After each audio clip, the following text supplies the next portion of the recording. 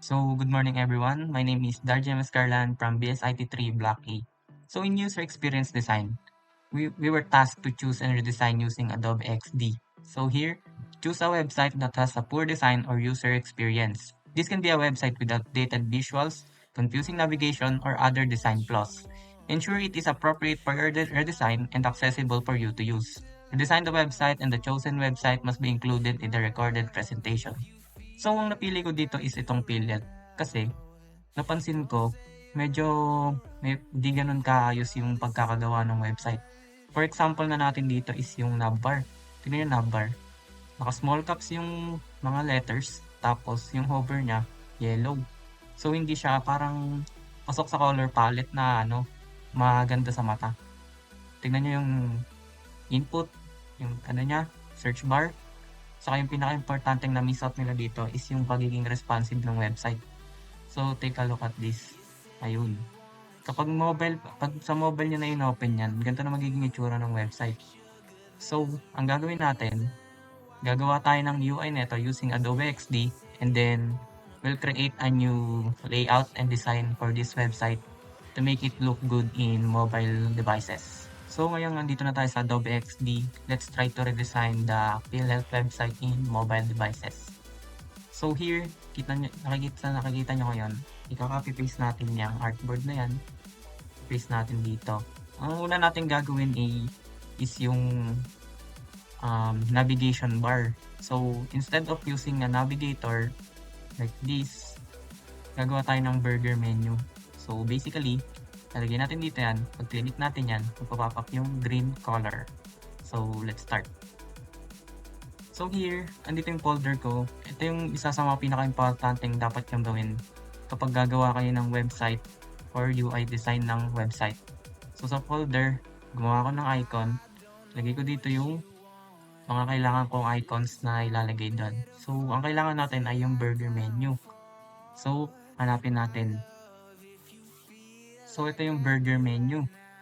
So, what we're gonna do is, let's copy it and then paste it here. So, lagyan natin yan dyan. Oh, sorry. So, kunin natin to. Copy. And then, in here, paste natin sa artboard. So, as you can see, ang tanong so dito sa transform, gawin natin siyang 20 width and then 20 height. So, ayun, kitang-kita dito na lumit na siya. And then, i-drag natin to.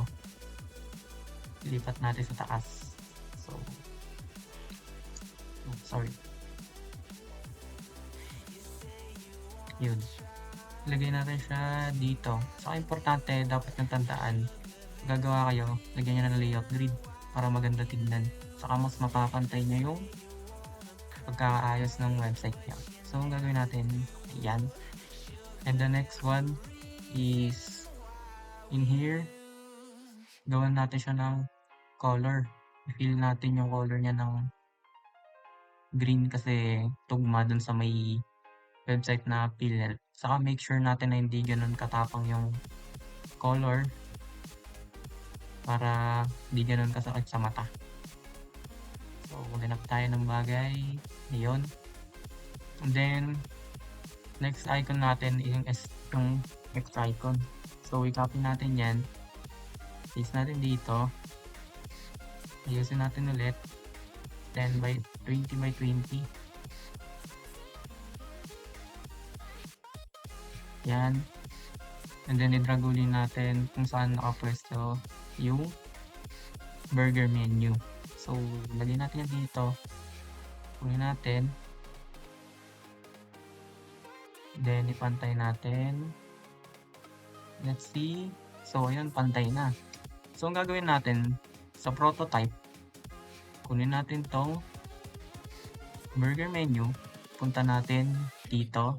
Tapos, yung siguro ang maiging transition niya is slide down. Siyempre. Tapos, yung color ng burger menu natin, hindi siya tugma sa ating color, which is green. So, much better. Kulay na ito is white. So, punta tayo dito sa solid color and then white. Yun. Next step is sa prototype. So after nun, ito naman, yung click natin tong X button, proceed natin dito, and then ang animation niya ay slide up. So let's see. Let's run, click, ayun. Nakagawa na tayo ng simpleng navbar. So ang next na gagawin natin is yung content. So ang gagawin natin, ilalagay natin tong about us, members, or partners, online services, and downloads dito sa burger menu. So instead of using a navbar like this, we're going to create a navbar using burger menu. So ang una natin gagawin is ito. So lalagyan natin yan. So the first one is about us. So dito, gawa tayo ng text box dito. Then natin about us. So yan. Itong about us na to, i-align natin to dapat. Make sure na i-align natin to dun sa may icon. So, ang gagawin natin, papantay natin tong icon sa text. So, let's see. So, tignan natin kung okay naman siya. Ayun, okay naman. So, try natin siyang stylean. So, let's try to use bold and then yung font niya, sans serif. Open sans. There you go, and then bold. So, tignan natin. Okay. So, much better kung medyo lakayan natin yung font size. So, ayan. Let's see. Align natin. Kaya natin icon. Adjust natin onte. Yan. Let's try to see. Okay. So, maganda siya tignan. So, ang next natin gagawin, i-group natin to. Importanteng i-group natin to kasi para di tayo mahirapan. So, Ctrl G for shortcut. So, this is group 1. So, next, pwede natin siya i-copy paste. Lipat natin yung group 2 dito. Palitan natin ng members. Yung text, palitan natin ng members. Itong icon, yung papalit natin dito is ito.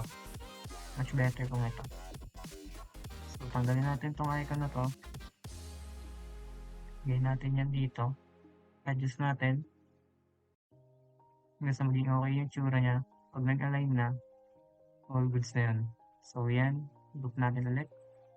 Ctrl G. So, let's see. Okay. Kailangan na lang natin siya i-align.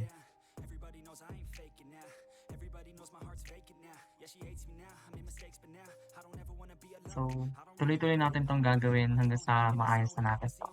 So, after natin gawin tong navbar, so after natin siya i-convert into a burger menu, ganito na yung kinalabasan niya.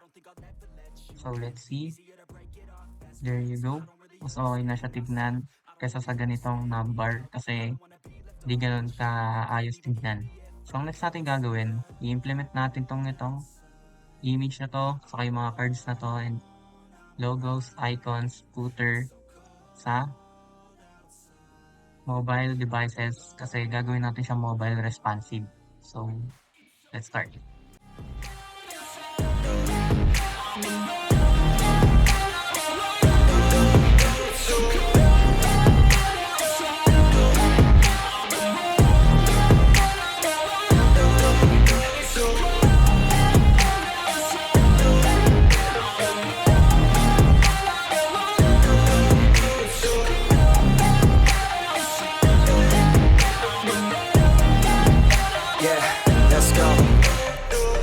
Break down, always feel like I could break now, but I never let it take me to that place now. I won't ever let my thoughts get away now. I got better things to do, picking fate now. I just wanna be the best, call me great now. I don't know if I'm okay or insane now. I remember better days on the playground, hoping I can find my way even when I'm feeling down. I fight, even when I don't know what is right. I'ma pick a side, and I'ma take pride. I will decide my fate, and I will never let them tell me who I am. If you try to shape me, I'll be damned. Planet on the ground is where I stand. Never give up, that was always the plan. It's so cold outside, I'm alone, I'm alright. It's